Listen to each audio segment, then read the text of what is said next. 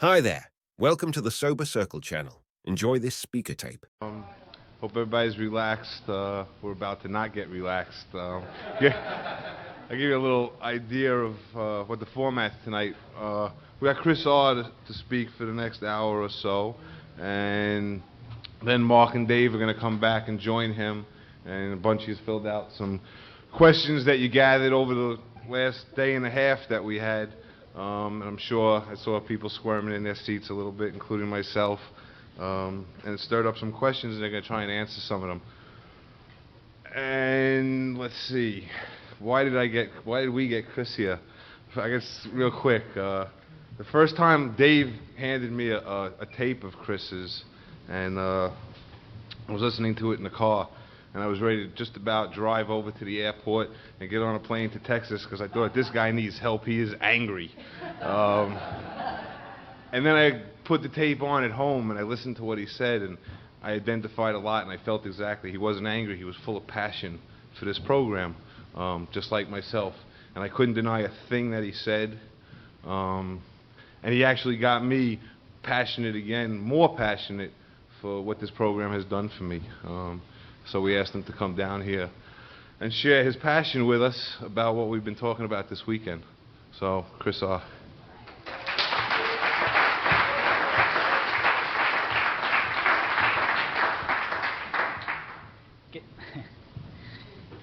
Can y'all hear me all right? I won't need this in a few minutes anyway. My name's Chris Raymer. I'm a recovered alcoholic who's fixing to lose his voice. It's something I picked up in Texas. I guarantee you, this is not anything I can't blame on New York. This is an amazing thing here. Give me a second. Man, I need to thank the cats that made this possible. Bart and Rick and all the buds, Denise. That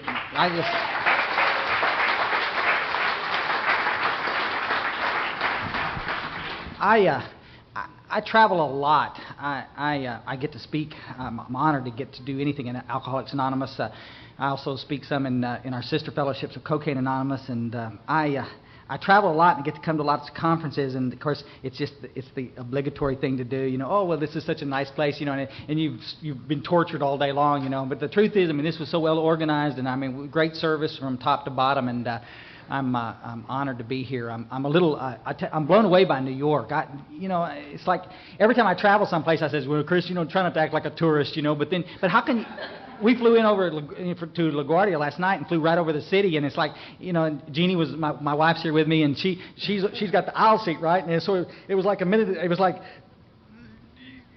wait a minute, I'm the one that's speaking. I need the aisle seat. I was like, I'll just crawl over. We're looking out the windows. It's like y'all live in a tremendous place. I'm blown away. Next time we'll come back and get to spend a little more time. Jeannie got to do some sightseeing today, and I got to sit and listen to two of my absolute heroes in this fellowship.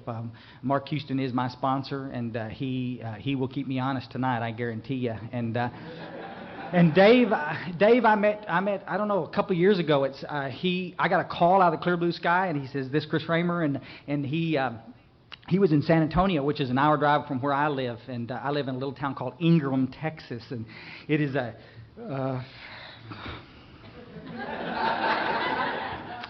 well, it is just as country as can be. It's Ingram, Texas. We all have wives and date sheep there in Ingram, Texas. I don't know. That's the first thing in divorce court. Was it a sheep or was it a real woman? And it's like, it's pretty country. It's pretty stupid up there. And I'm sorry. I need to take. But anyway, Dave came up and sat in a little big book with us, and just out of clear blue showed up, and we got to visit, and he's been a bud ever since. And I honor and respect him for carrying a message. I need to tell you, he spent a lot of time today apologizing right off the bat. From cussing and the tone of his voice and the way he may have looked at you and all. I'm not that spiritually fit. I'm going to tell you, I'm not. I'm going to tell you going in the door, it's going to be my attempt not to cuss. I don't think it's respectful, but I can tell you right now, I'm going to fail miserably at it. So you might as well no. And if it offends you, go away. I don't know what to tell you. I don't know what to tell you. It's a character defect. It's being removed from me. not too damn quick, but it's being removed, and I don't know. 13 years ago, guys, God did a number on me, and after years in and out of the fellowship, He removed the obsession for me to drink and drug, and I'm pretty passionate about that. I got a friend in Kerrville that said one time, he comes from Houston, and he said it's a tragedy that some of us in our fellowships have to feel out of place in our own fellowship, the fellowship that saved our life. We've got to feel uncomfortable in those rooms because the message we're carrying is so different from the message that most people are carrying out there, and that's the truth. It's sad that if you're a big book thumper in most parts of this country, you are ostracized. And I'm going to talk a little bit about this, and I want everybody, please. I'm not going to get long-winded. I can promise you I won't keep you here longer than about 45 minutes. But I'm going to say some things tonight that I can assure you are gonna, you know, you will either bond with me. We will share Christmas cards and swap spit. I mean, we will bond, or you will do like happens every time I speak. I speak lots and lots, folks, and I've never seen it fail. And you will wait for me at the door and to take exception with something I've said, and I'm down with that, folks. I want to make it kind of clear here. You know, this is what the fellowship's about. Y'all asked me to come up here and share my experiences. Dave alluded to it earlier. This is my experience. It doesn't have to be your experience. If what I say goes exactly against what you believe, that's one of the cool things about this deal. You can believe whatever you want to believe. If it's working for you, bop till you drop. But I need to tell you a couple of things, right? Off the bat. You see, where my passion comes from, what Bart said is so true. You know, it's like, it hurts my feelings sometimes, because sometimes when people pick up tapes of mine, they don't know me, and they don't listen to the first part where I'm trying to explain where I'm coming from. All they hear is this guy screaming on the other end of the goddamn phone, and he's raging, and he's like, this is one real angry individual, you know, and I'm gonna tell you, I'm as quiet and I'm as, you know, y'all sit right here and watch me sit right there where Jeannie's sitting, watch me all day long and never open my mouth. I'm as quiet and shy as you can get. Right up until the point you want to start talking to me about this, and then a little something deep down inside says, this is your chance, buddy. This is it, you know? People have been dissing you all your life. Now you can get even with them back.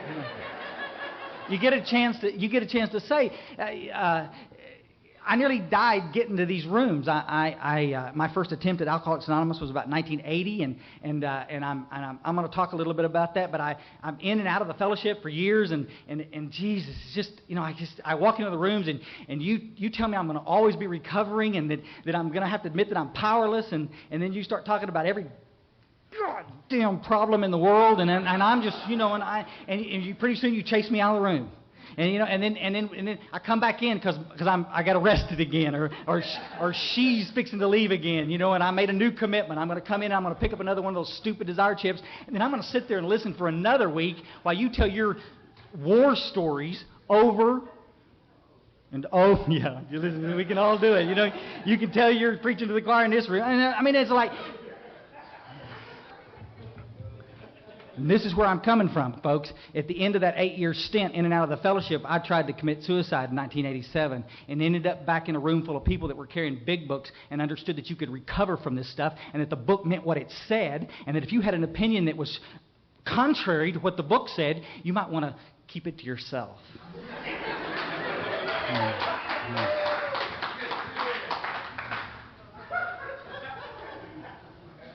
I got to wear cheaters too. They said that they make these little monocles. I think that's what I need, is a little monocle thing. I don't know. I need to show you this. I was reading this the other day. It's in box 459. Y'all, Alcoholics Anonymous produces it here. We may have somebody from Central Service. If you're in the audience tonight, since we're this close to New York, let's visit after the meeting. I have a message to give some of them fat cats back up there, I guarantee you. It's one of these little articles here, and this is where I'm coming from. I'm going to jump around a little bit, and I'm going to get into this in just a second, but I need to explain it. It says, this is a little report from the General Service Board. He says, the GSO continues to be in good financial condition. The only worrisome trend is a long-term, steady decline in sales of AA literature.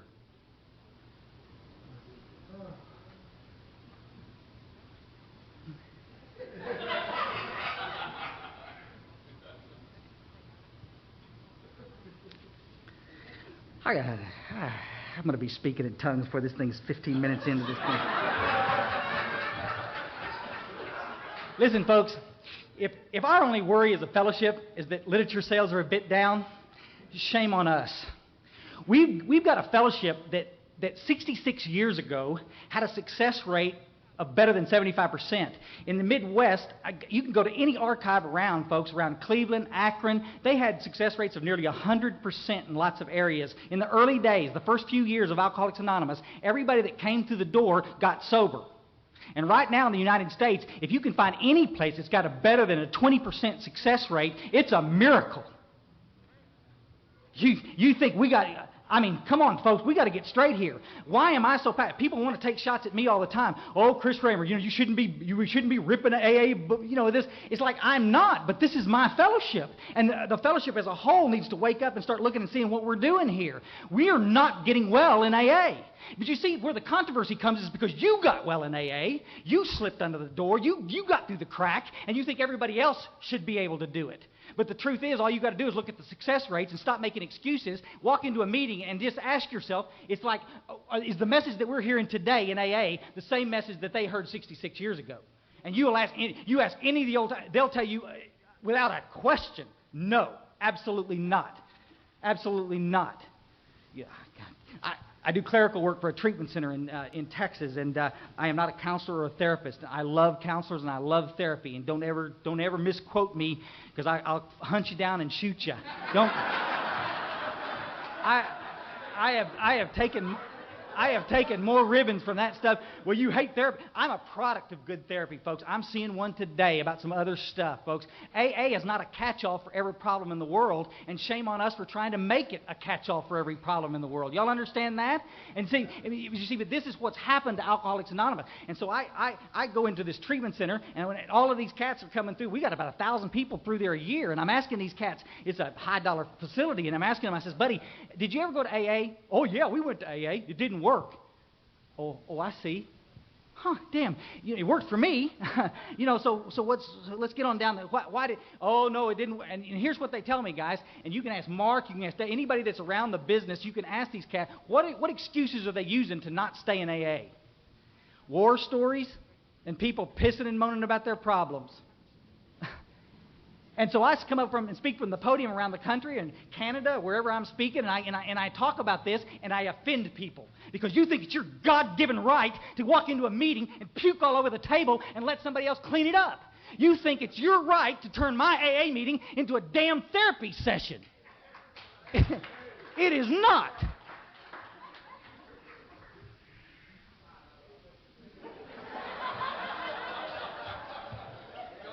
This is your cue. All you big boys that I've been tapping on the shoulder all day long, it's your cue to move forward now. Can you give me some water? Yeah. Because I'm fixing to get rushed here. I want to make something real clear, though. Because the first... It's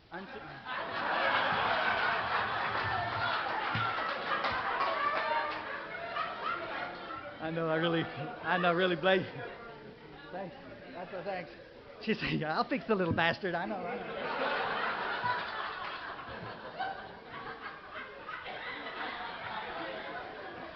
Look, and what's up with this shit? What's up with this over here? I can't see him. Listen, what's up with this? Boy, come on, Bubba. It's Rick. If they start rushing me from this side, little brother. Down there with that, brother. Somebody better have my back. I guarantee you. All right, but let me tell you where I'm coming from here. Because the bottom line is, and I'm sure Mark and Dave touched on this last night. We were tied up in the airport and couldn't get here, but I'm sure they touched on this business. The truth of the matter is, Alcoholics Anonymous, we assume a lot in AA. We assume that because you're sitting in this room that you're an alcoholic. And I'm going to tell you something, folks. That's an assumption that can get you killed, because you've got to be careful who you're listening to. Somebody comes in and they start acting like they know what they're talking about around medicine. You assume they're a doctor? No, you're going to check the credentials. But somebody comes in and starts telling you how to work the steps, and you assume that they know what they're talking about just because they got some dry time under their belt. But the long and short of it is, they may not even be one of us. Y'all understand that? In order to get sober, what you may need to do is go to the gym and get laid a little bit more. It works for a lot of people. I mean,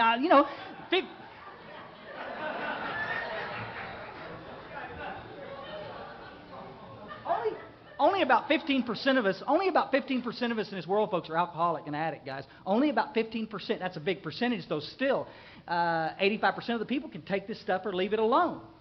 The only requirement for membership, they say, short form anyway, is a desire not to drink. Any moron that comes to the door, I don't want to drink today. One day at a fucking time. Great.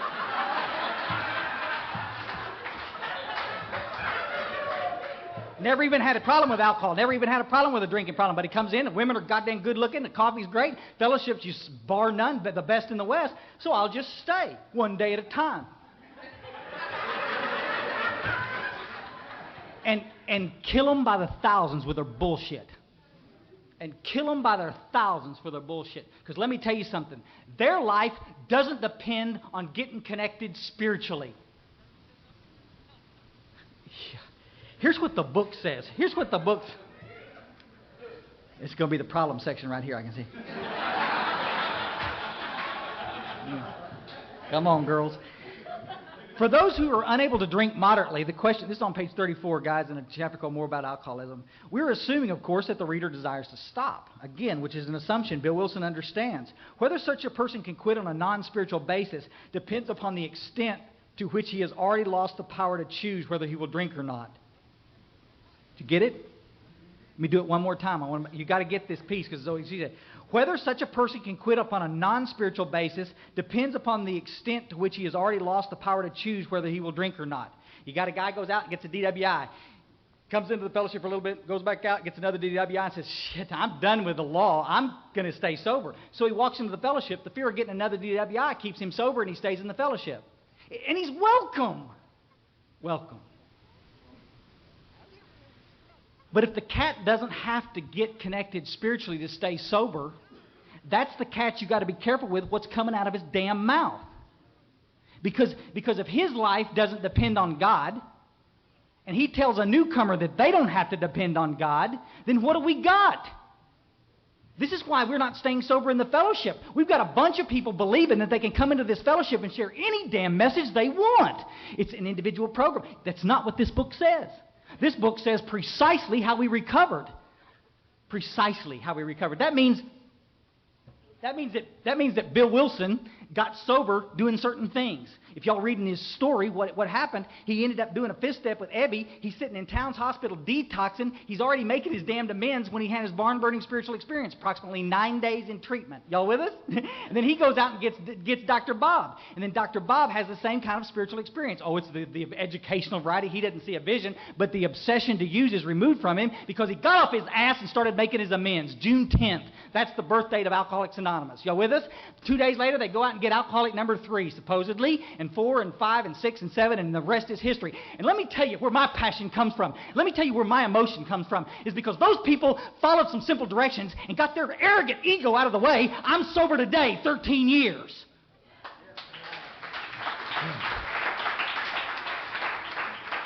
And I couldn't stay sober for years because I kept listening to some son of a bitch that believed that they should be able to share anything they wanted into an AA meeting. I think at Denny's, they got Denny's in New York? They got Denny's everywhere, don't they? I think at Denny's you should be able to share anything you want. I think around this table back over here having coffee, you should share everything you want. But I think at an AA meeting, when somebody's walking in the door and you don't know who you're talking to, you better be talking out of this book. You better be giving somebody the clear message. Are you willing to risk their life? Okay, who's risking their life? The people around the fellowship. How many of you guys have heard this? Take your time to work the steps. We didn't get this sick overnight. We're not going to get well overnight. And we could take all the little one-liners and have a run at them. I mean, it's the bottom line. You can't chair any meetings till you've been sober 6 months. You can't work with anybody till you've been sober a year. Jesus, unbelievable. Who came up with this shit? Who came up with this crap? Because that's the rehab. Come on, baby. Come on, baby.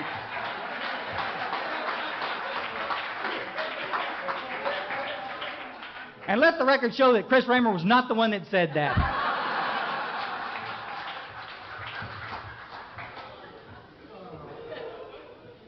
but it is the absolute truth. It is the absolute truth. A bunch of well-meaning people who figured they could make a buck out of this business got hold of this simple message that we were using for 66 years, and now, you with me? And now, no telling what you might hear. And this is where everybody wants to split hairs with me. Chris, you're knocking rehab. I'm not knocking rehab. Rehab's a wonderful thing. It's the same thing when I'm talking about therapy. Therapy's a wonderful thing. But therapy will not remove the obsession to drink. No human power can remove the obsession to drink. The ABCs in the book were put there for a specific... You think Bill Wilson was just having a bad day when he wrote that stuff? He got pretty energetic about this business. He said you can depend on everything. I mean, if you can get sober for a woman, you're an 85%er. You're not one of us. If you can get sober for a job, you're not one of us. If you can work through your issues around this, that, and the other and come out the other side, and the obsession, if you can control it and go on, you're not one of us. Do y'all understand that? But we've watered the whole fellowship down so that everybody can get comfortable and happy. But you see, we're not here for that. We're here to help the chronic alcoholic whose last hope is a reliance and dependence in a relationship with God.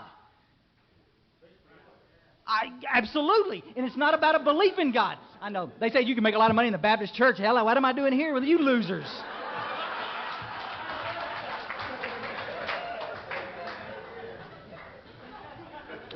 Because this is the only thing I can get excited about. Alcohol. I mean, I don't know. I don't know.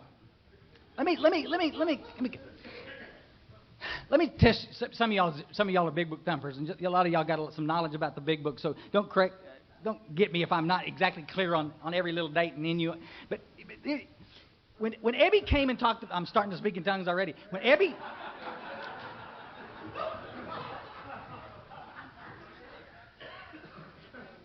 Let me run something by you.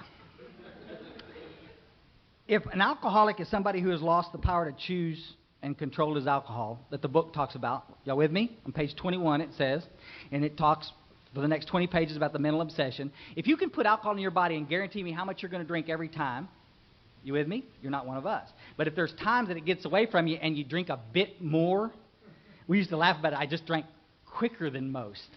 See? I was fast. Okay, if you'd ever drank a bit more than you intended, you have the physical allergy, okay? I'm sure they talked about this last night. Now, the mental obsession piece is the piece that gets us. If given sufficient reason, those 2 DWIs, that screaming match with that wife, that whatever, it compromised health, if any of that becomes operative, if you can stop and stay stopped, then you're not one of us. You with me? Okay. So this is what alcoholism is about. It's about these 2 words right here, guys. Control and choice. You with me?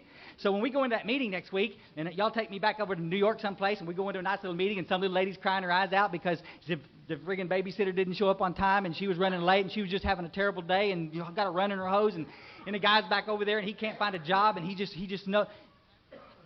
And then we all sit around and smile and, oh, yes, and we try to be patient and tolerant, and yeah, and everybody's watching the clock because they can't wait to get out of there because there's absolutely no power in this meeting. What we've got ourselves into is another bitch session, another complaining session. We've been delivered from the obsession to drink, got the greatest miracle going on in our lives, but we can't find anything good to talk about. All we can do is bitch about something else.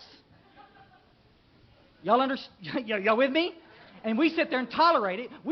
There's a lady that wrote an article in Box 459 one time, and one day, and she's supposedly from New York. I'm going to find this lady and hug her.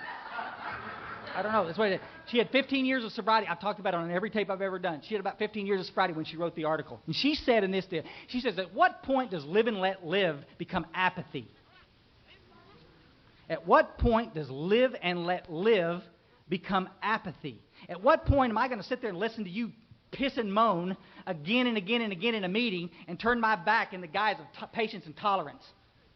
When am I going to turn to you and say, hey, buddy, why don't you and me step outside after the meeting and finish this conversation? But right now, there's some people that have had spiritual experiences in this room that would like to share their hope with the newcomer. You want me to paraphrase it? Why don't you shut up?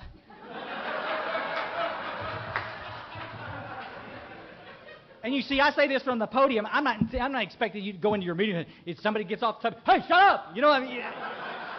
And that's what a lot of y'all do. And you think, guys, I lost this eye in a rock fight, not in an AA meeting. I mean, I don't, we cease fighting anything or anyone. It's a 10-step promise. Your job is not to go in an AA meeting and pick fights. I'm not suggesting that you do that. I'm saying as a group, we need to look at our group conscience, and we need to look and see what we're doing in our meetings. Open discussion meetings outnumber literature-based meetings about 6 to 1. You can go to Dallas, Texas right now, and there's an area, there's about 1,500 meetings a week in the Dallas-Fort Worth area. Only 25 of those are literature-based meetings. Can y'all get down with this? That's why nobody can get sober. If you want to talk about the fucking divorce one more time, you got a bunch of choices, you see? But if you want to go read about the solution, you got to hunt and pick. You see? And that's the problem. Because, and this is exactly what my sister back here was saying, it's the treatment centers that have gotten in the middle of this. You know what? If you're having a bad day, you need to go share. You need to go talk about it. Why? I mean, I'm sorry, but I mean, really, can we get serious? But why do you need to go share it? Selfishness and self-centeredness that they covered so beautifully today is the root of my problem. What I need to do is get out of myself and try to help somebody else have a better day. And you want me to go to a meeting and just talk about my shit some more? Why don't you just hand me a lit cigarette and dump me with gas? Here, buddy, smoke this. This'll help.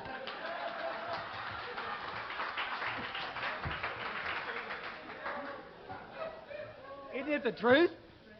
All right, let me ask you a question. Did anybody hear me say that you shouldn't talk about your problems? You need to talk about your problems. But why don't you talk to about the problem? It's exactly what Dave said this afternoon. Why don't you look around the fellowship, okay, and find somebody who has had some similar problems, and then after the meeting, y'all go to dinner and talk about that. You see, there's two different things going on here. There's the fellowship over here, and there's the program over here. And you're in the fellowship.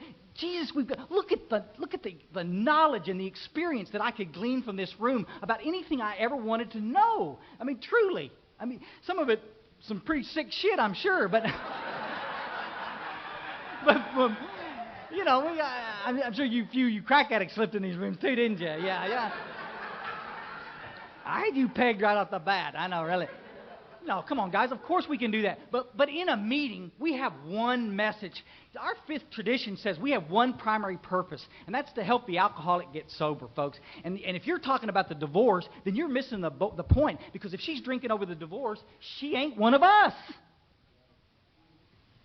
We're buying into it. We're feeding into it. Here's the picture we're painting. Now, guys, this is why some of you are feeling uncomfortable, including myself, because I'm going to tell you, I've done it. I did it for years. Walk into a meeting, dump my problems, right? Expect y'all to fix it, and then walk out and wonder why I couldn't stay sober. Y'all understand it? We're painting a picture for the world out there that if I can work with you and keep you in a place where you don't have any highs or any lows, and that all your problems will be taken care of, that you can stay sober. Guys, ladies, please, all of y'all play with me if you would, please. You don't have to if you don't want to, but raise your hand at this. Raise your hand if you drank when you had lots of money. Let the record show every hand in that place is up. How many when you didn't have any money? How many when you lived in a big, beautiful place like New York City? How many when you a little stupid place like Ingram, Texas? How many when you lived in a big old $300,000 home? A double wide. That's shit. Leave them up. Just leave the hands up. How many, here's the kicker, how many when you was in a relationship with somebody that, an angel, a tremendous relationship with somebody, how many when you was dating Satan?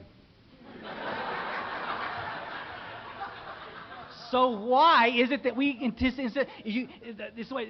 We talked about it earlier. It's like Fred does in the stories in the 23 to 43. Fred says the best line in the book. It was the end of a perfect day, not a cloud on the horizon. What does the son bitch do? He gets drunk. It's so perfect. I'll just go screw it up.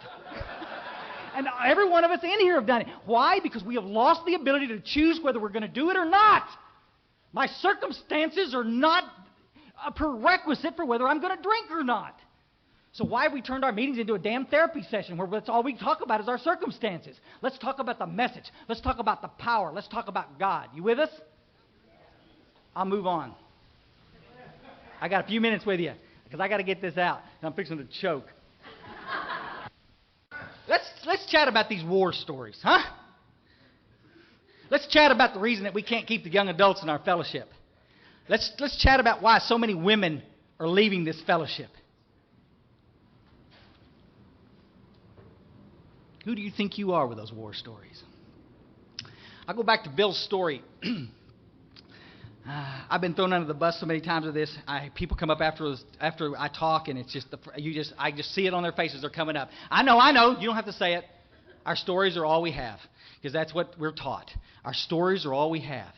Folks, let me tell you something.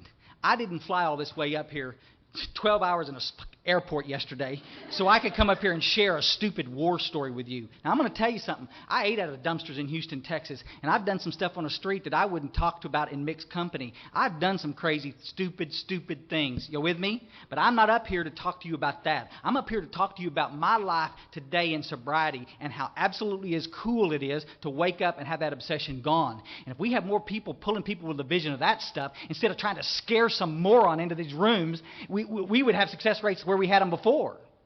Let me tell you what the difference is, where all of y'all want to take this and run with it. Because, of course, I have some stories. Let me tell you what Bill Wilson did. Ebby comes into his kitchen, and they talk, and they visit a little bit, and they share a few little stories, and gets Bill's confidence. They identify a bit with their drinking. You with me? And then Ebby does this. Y'all can't see this on tape, but y'all see it. Some of y'all fishermen will know what I'm doing, right? And Ebby... he sets the hook, and he tells him about God and what he's doing, right? And then Bill does the work. Bill Wilson, he goes and sees, after a bunch of false starts, Bill gets sober, and he goes to Dr. Bob's house, right? And he sits down with Dr. Bob, and they share a few drinking stories. They sit down and start talking a little bit, and Bob understands that Bill really understands what he's talking about. And then he sets the hook. He tells him about God and the steps. Y'all with us? And Dr. Bob gets the deal. And they go to alcoholic number 3. It's the stories in the back in a vision for you, and it talks about them going to the third alcoholic. They do the same thing. They tell a few stories. Do they tell all their stories? Do they tell a big long repertoire of drunkalogs to bore the poor son of a bitch to death? They don't do any of that.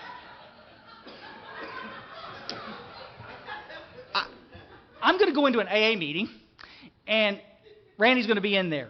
And she's not in a good place, and she's irritable, restless, and discontent. She's suffering from depression that only an alcoholic truly understands. Y'all understand that? And the fear that we've talked about all day long is eating her ass. And she's contemplating at the moment, if this doesn't work, my only solution is to go off myself. Because this has ceased being fun. The party's over. I want to die.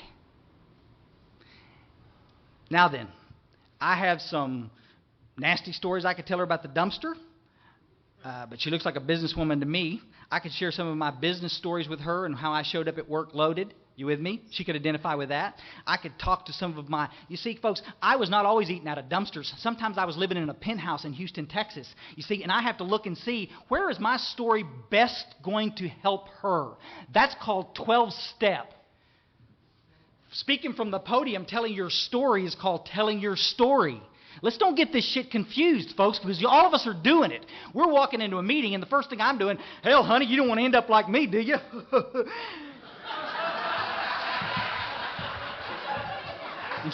and she backs up a little bit. Let me tell you about eating out of dumpsters. She backs up a little bit more. And before about 2 minutes has gone on, I have separated myself from her completely because I have a message of hope for her, but I'm not going to get a chance to tell her because we've already separated each other with the stupid war stories. I need to tell you a little bit about what's inside, folks. I need to talk about the spiritual malady that Mark and Dave have been talking about all weekend. I need to talk to you about this feeling of emptiness and the boredom and the depression and the anxiety and the gut-wrenching fear that we live with on a daily basis. And I'm going to tell you something. She'll relate. And I don't have to give her any stupid war stories. She'll relate to that. And then I can set the hook and tell her exactly what she needs to do to come out the other side smelling like a rose. It's called Work the 12 Steps. Not any way you want it, exactly the way the book outlined. Is she going to do it exactly the way I did it? No. She'll put her own twist on it. Guys, I'm down with that, but she will work the steps. And as a result of working the steps, she will get the absolute, guaranteed spiritual experience. We got too many people standing around this fellowship who have never had a spiritual experience talking like gurus from the podium. We got way too many people in meetings sharing their damned opinions with a newcomer. We don't have enough people standing for what this needs to be about, which is truth. We need some people that are going to stand and listen to somebody. Listen, folks, if you tell an alcoholic, and I'm going to, this one time, I mean, I realize this is an AA, but if I know we got some crack addicts in here, we got some cocaine addicts in here, I'm going to tell you straight. If you ask a cocaine addict or somebody who is truly an alcoholic to wait a year before they get active in this fellowship, they're dead. And what's the truth with my bullshit when I'm standing in front of a newcomer telling them to take their time to work the steps? We'll get on that next week. What's the truth? The truth is I don't want them to take their time so they can do it thoroughly. The truth is this. I don't have time to mess with them because I'm too busy with my own stuff. Isn't that the truth? I dust them off. In 1987, after that suicide attempt, folks, I'm going to tell you something. I was so done with living, it wasn't even funny. Antidepressants I'd taken all my life had stopped working, and I was... Guys, the paranoia was gut-wrenching, and I was starving to death because I was too afraid to even go in the store and buy food. And I had no money, and it was just... And it was right before Christmas, and here it was again. I had no money for gifts, and I had plenty of love around me, a lot of family that loved me, but my life was in the toilet. And I'd wake up in the morning and say, I'm not going to drink, and I'm not going to do any drugs, and by that night, I'd be doing it again. I didn't know exactly how to get around this, but I've always had somebody to blame. And at the last resort, after that suicide attempt, I landed back in a room full of alcoholics who were all carrying big books. Guys, I cannot tell you how many times I travel. I travel hundreds of times a year. Folks, I'm going to tell you, little groups, big groups, wherever it is, and you walk in the room and you look around. Oh, excuse me, you got a big book on you? A big book? Oh, no, they sell those back up at Central Service Office. It's like walking into an emergency room. It's like, anybody got any medicine in here? It's like, oh, but it's all locked up in the fucking storeroom back over here. Shit. Guys, we have one message. It's the big book. It's the 164 pages. It's the 12 steps. That's the message. And guys, if you haven't worked the steps, I hear Mark, my sponsor, he talks about all that. How do you know what you don't know? If you've never worked the steps and you've never had a spiritual experience and you've never felt that pain and that weight that you've been carrying for years miraculously lifted off of you because you got off your ass and finally made that amends, finally got connected in that fourth and fifth step and doing the stuff. If you've never sat in a room, walked in unexpectedly and caught one of your sponsees, one of the guys that you've been sponsoring, sitting over in the corner, and he's got a big book open, and he's eating some guy's ass, telling him about God and the steps, and he's up to his butt in it, and it becomes so clear how this all goes around, and how the message was carried to me, and how I carried it to him, and now he's carrying it to somebody. But you see, if you've never experienced that, then how would you understand my passion? Don't expect you to.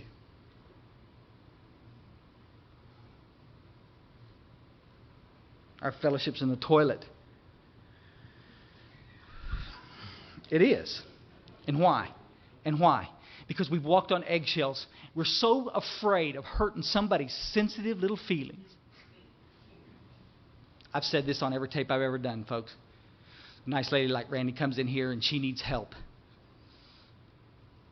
But you're having a bad day, so go ahead and share with the group. And we'll listen to you for an hour, piss and moan about your chicken shit day. And then she'll sit right here and quietly get up and leave, pick her coffee cup up, go drop it in the trash, walk out the back door, and die.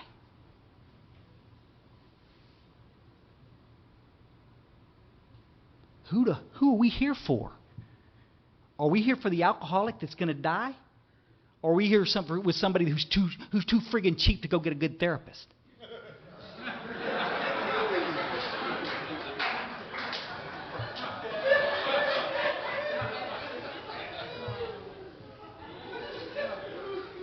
Start the car, Jeannie.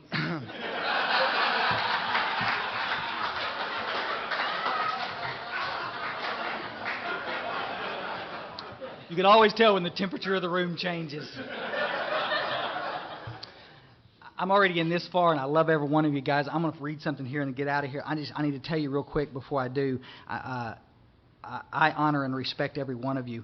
But I'm going to say this point blank to you and anybody else. It's right straight to your face. It is not your fucking right. It is not your right to ever come into a meeting and use it as a therapy session. Guys, we have a world full of great therapists. And I'm going to tell you, most of these cats work on a sliding scale. To think that AA is there for every little problem that you have. If you're working through some deep issue or a relationship problem or,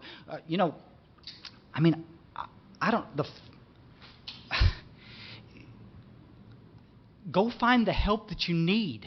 Call me and I will help you get that help. But couldn't we please understand that the early days of Alcoholics Anonymous were about prayer and worship? Were about...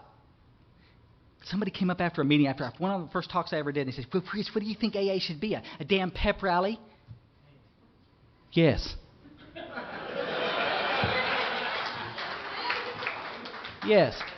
Yes, we should be a room full of spiritual mentors.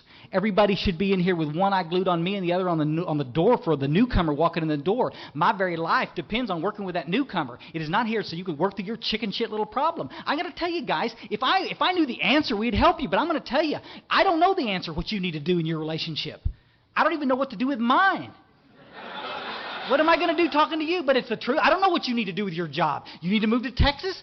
Perhaps, perhaps not. I don't know. But I'm going to tell you something, folks. God does know. The whole purpose of working the steps is so that we can get connected to God. And that's what we have to do with a newcomer. We don't have a year to wait for you to get connected. We need your help now. We don't have enough people carrying the message. We got a lot of people in the fellowship talking shit and spouting one-liners, but we don't have enough people to carry the message of hope to the newcomer. What's happening in our service structure today? I got to tell you straight, Box 459 a couple of years ago, last year they did this big deal. It was a great article. I can't believe that they actually printed it. Intergroup, they did interviews with different intergroups around the country, around the world, and they did one from Japan and they did one from New York. And the cat from New York said, the most frustrating thing about working intergroup is to find somebody to go do a 12-step call. He said, sometimes we got to call, this is a quote, I was going to bring it to read it, but I couldn't find it. He said, sometimes we have to call as many as 20 people in a row just to get one person to go do a 12-step call. And you wonder why the fellowship's in the toilet. You wonder why we give out desire chips like it was like candy. Why everybody wants to talk about relapse being so acceptable in this fellowship. Listen, folks, relapse is not acceptable. A lot of people go die around a relapse. It's not acceptable. The book says that if you'll go work with others, you won't relapse. Only prerequisite to go work with others is to have worked the steps and have a message to carry. We haven't got time for you to sit on your ass and get comfortable while we wait patiently for you to come help us in the trenches. We did a service workshop up in Ingram where I go to meetings, and we have a little clubhouse called the Outpost. How country is that crap? But it was a barbecue beer joint before that, and so we just left the same name. But it was a place called the Outpost, and we had this deal. We invited the 31 groups in our district for this service deal. You know how many people showed up? How many groups were represented? 5. Mark Houston and I 2 years ago did a deal down in Pasadena, and they had 120 groups represented in that district. You know how many showed up? 8. Now, listen, guys, everybody looks around and gets uncomfortable with this, but whose responsibility is this? Let me tell you what it is, folks, and this will be the icing on the cake for some of you. I'm off your Christmas card list forever after this.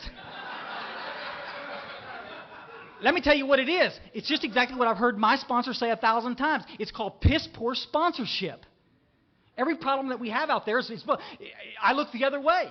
You think it's okay for you to come into a meeting and not share and not participate and not do anything, but you're at least I'm sober today. Big deal. Big deal. Come on. We need your help. You think it's okay for you not to participate in group service stuff? It's not okay. We need everybody on the firing line if we're going to turn this around.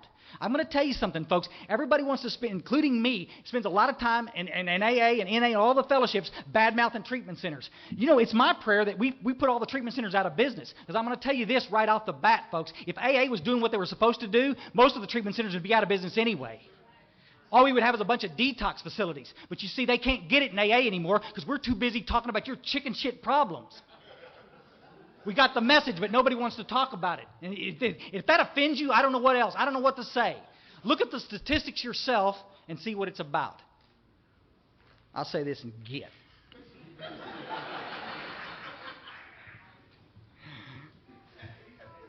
I know. All right.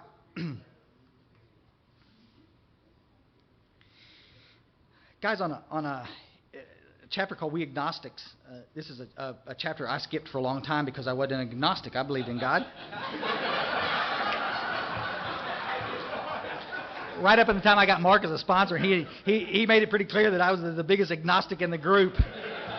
I'm in there whining about money and whining about my relationships, whining about the car, whining about everything. He says, is God everything or nothing, Chris? Well, God's everything, but goddamn, he could throw a little more money my way, you know? And it's like, isn't it the truth? I'm too busy looking over here to see what you got on your plate, you know? When I finally got that from here to here, my life's never been the same. I am charmed, folks. Thank God this program is not about justice. It's about mercy. Thank God for that.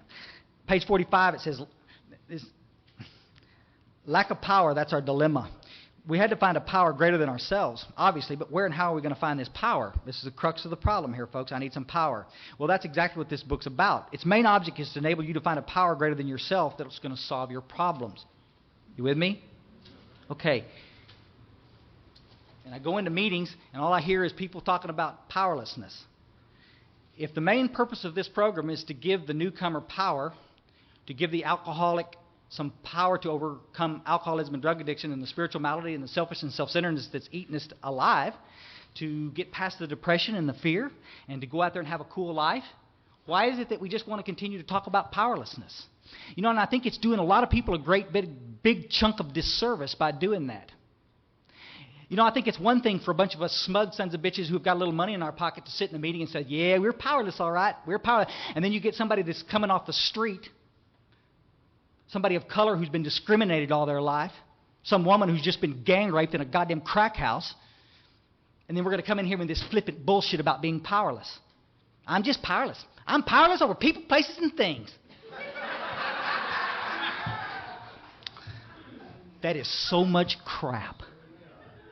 That is so much crap. Guys, powerless is only used once in the big book. We only talk about it when we're doing the steps, and then it says we were powerless. I am not powerless, folks. I am not powerless. I am not powerless. I am not powerless. Y'all understand that? I'm with a woman I want to be with tonight. I got money in my pocket tonight. I'm surrounded by friends that I know and love. A lot of y'all I've known for years. I haven't eaten out of a dumpster in 13 years. I got some great power in my life. And when we want to stop watering this message down and getting so schmarmy with a newcomer,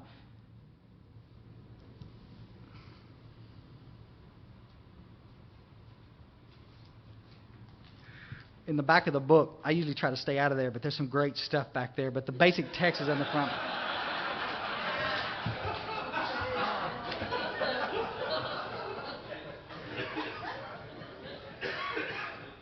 Well, one more time, you know. I mean, you're going to see it in the 4th edition coming out. You know, they've changed a bunch of the stories. You should have seen the first original stories that they took out of and when they did the second edition. You know, there's some of the best stories about God they took out. You know, I mean, who arbitrarily decides this crap? You know, I mean, again, back in success rates of nearly 100%, 66 years ago, and we just keep jockeying with it, turning it around. You know, so somebody can identify. I mean, what is this deal about identification? We just got to get somebody, people off their butt and do the work. I mean, I don't understand. Jesus, unbelievable. Here. Let me give you this so I can get out of here. Here's what it says. This isn't a great story. It's called Me, an Alcoholic. This is pretty good. This guy goes to this doctor, right? And the guy can't get sober, and then finally he gets down to the doctor, a lot like Ebby did with Carl Jung. He says, he gets down to brass tacks, and the doctor finally says, then why in God's name haven't you told me during all these years? He just told him that he was an alcoholic. He said 2 reasons. He's talking to the drunk. He said, first, I couldn't be sure. The line between a heavy drinker and an alcoholic is not always clear. Amen. It wasn't until just lately that in your case I could draw it. Second, you wouldn't have believed me anyhow. Okay? I had to admit to myself that he was right. Only through being beaten down by my own misery could I have ever accepted the term alcoholic as applied to myself. Now, however, I fully accepted it. I knew from my general reading that alcoholism was irreversible and fatal. And I also knew that somewhere along the line I'd lost the power to stop. Okay? He said, well, Doc, what are we going to do about it? How many of us have done that? Well, what are we going to do?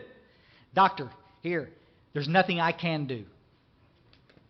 This is a doctor.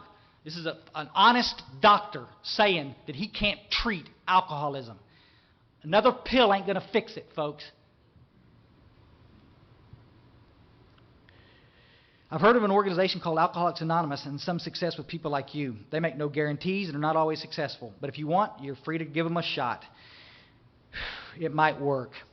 Many times in the intervening years, I have thanked God for that man, a man who had the courage to admit failure, a man who had the humility to confess that all of his hard-won learning of his profession could not turn up the answer. I looked up an AA meeting and went there alone.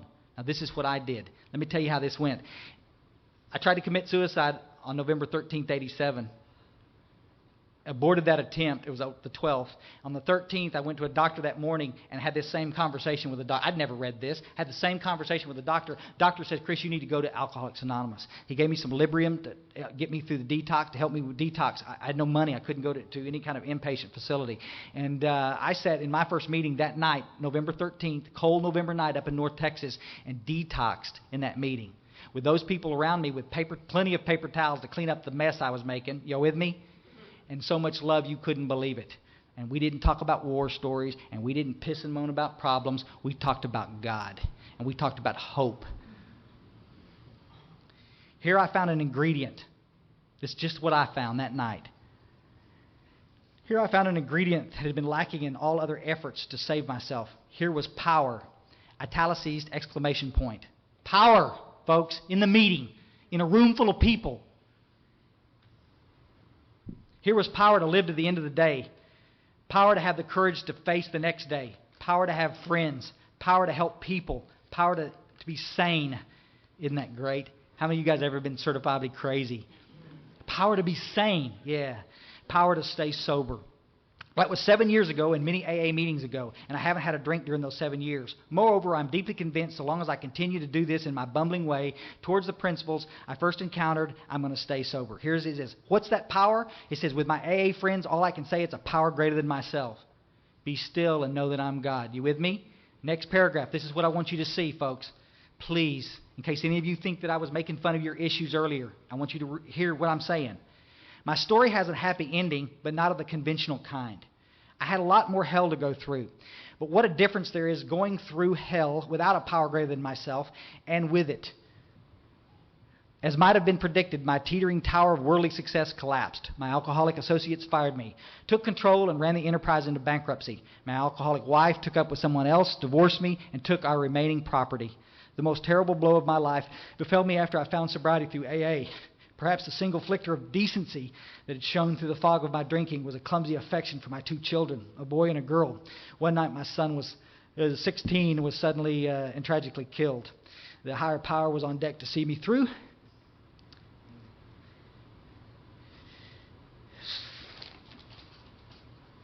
And I think he's okay there with my son too, and that's what he's talking about. And I haven't lost a son, but I sit in these meetings and I listen to what y'all have been through, and I know life's not perfect. And everything just didn't come up rosy because you got sober. Life's a bitch. Life's tough. On a given day, it can just go to hell in a handbasket, folks. And that's why I'm so passionate, and that's why this thing is so important, a message to not dilute. Anybody can stay sober when life is good. But what are you going to do when the ill winds turn towards you? What are you going to do when she leaves or when the job goes or the health goes? What are you going to do when things don't go exactly your way? Lack of power is the dilemma. I can't keep it together myself. I need to turn to all things to the Father of light. Isn't that what the book says? And you can't do it alone. And the fellowship is not going to do it for you. You can sit in these meetings until the cows come home and nothing's going to change. That's why we have these rooms so unevenly divided with people who have had a spiritual experience and who are people who are just staying sober one stupid day at a time. We've got to get to this place where we understand that God's grace is there for everybody, but the book says a price has got to be paid. We talked about doing a 4-step this afternoon, a 5th step, and just sitting down and making amends in this prayer and meditation life. Guys, all of this takes effort. Don't y'all understand that? And most of the people won't take that effort. But when they don't and they relapse, just like we see thousands of people from my hospital do, let's don't look the other way and just pretend that nothing happened. I heard some son of a bitch in a meeting in San Antonio last week say, well, it just wasn't their time. What arrogance. Who are we to say when it's your time to get sober? Let me tell you something, folks. In 1980, I needed to get sober. I wanted to get sober. I had to get sober. And I didn't get sober for 7 more years because nobody ever slowed down and said, buddy, easy, easy. Let's start these work. Let's do this work. Let's work these steps in a few days, in a few weeks. Let's allow you to have a spiritual experience so that the obsession to use will leave you and you can get well.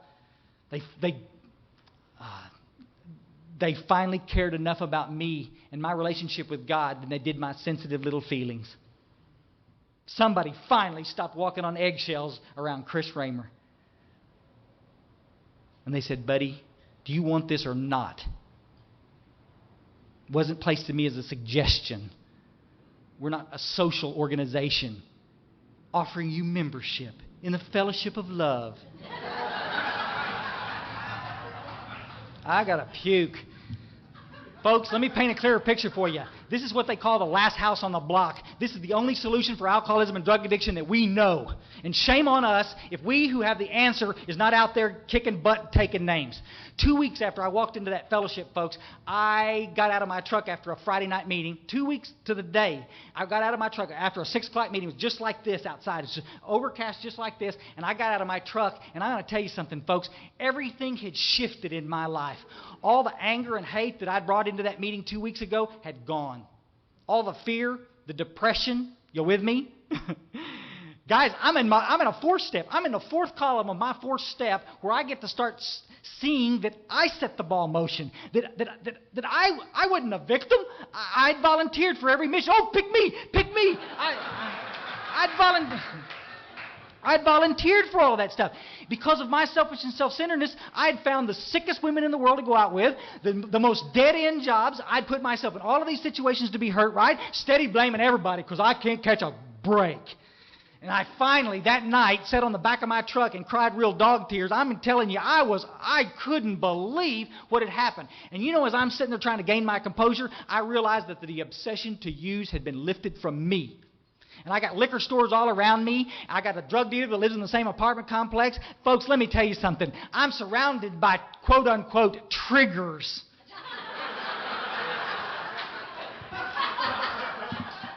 Jesus. The obsession had been removed from me. I was not keeping myself away. Y'all understand? I was talking to a guy the other day. There's a capital of Texas is Austin. It's about 120 miles away. And he said, Chris, I can't go back to Austin. There's too many triggers there. There's too much. I said, where are you going to move? He said, Houston. What? It made sense to him. I understand that, but it's not right. I can't hide from alcohol and drugs, folks. The obsession has got to be removed or we don't get well. You with me? This program is about power. And it's about responsibility. Give me 1 minute. 1 minute.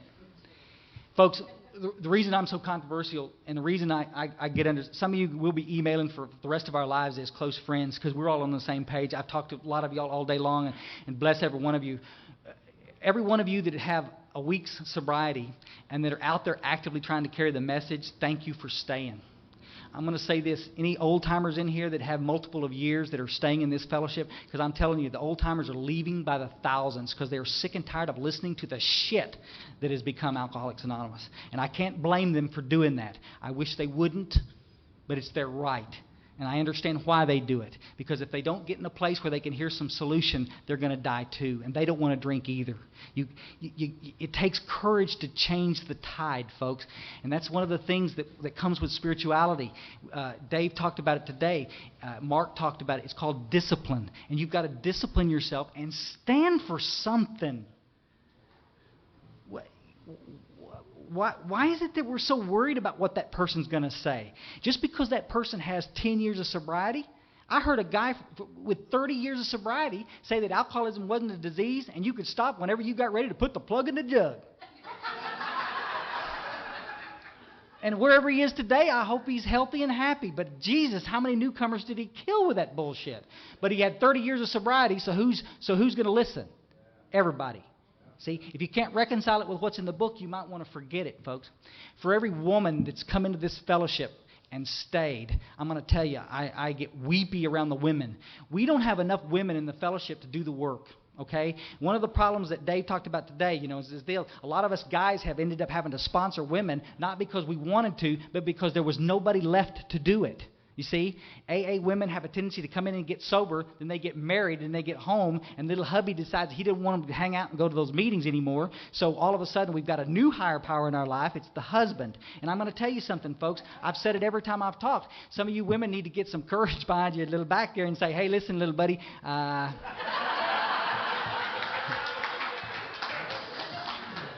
you don't like me giving back to this fellowship. You can get your little happy horse ass out of here.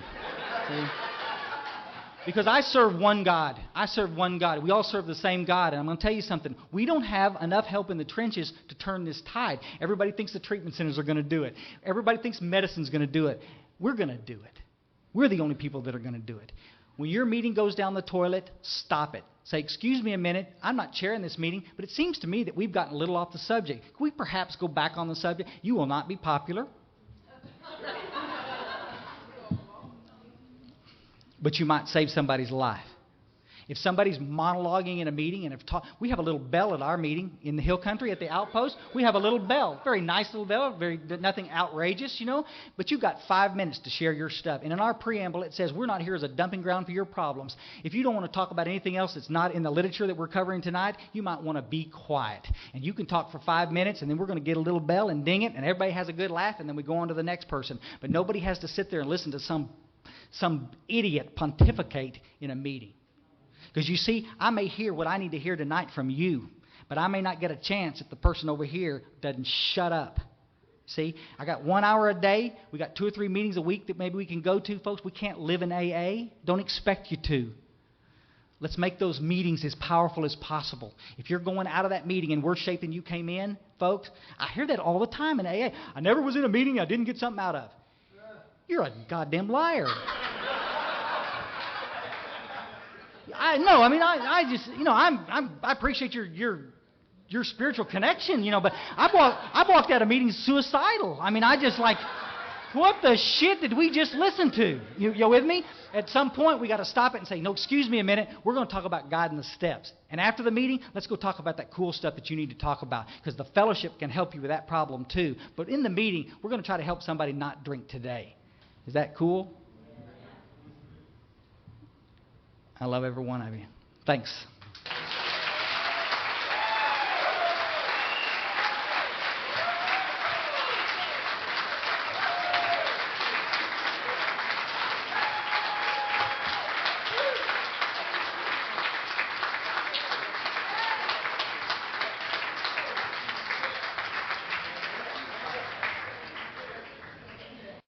Thanks for listening. Please support the channel by liking and subscribing.